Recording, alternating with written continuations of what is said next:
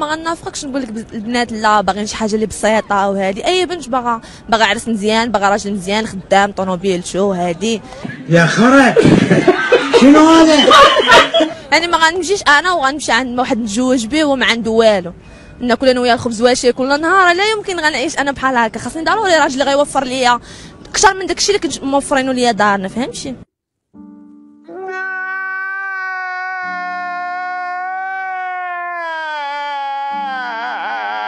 كاين اللي كيتشرط وكاين اللي غتقبل على اي حاجه.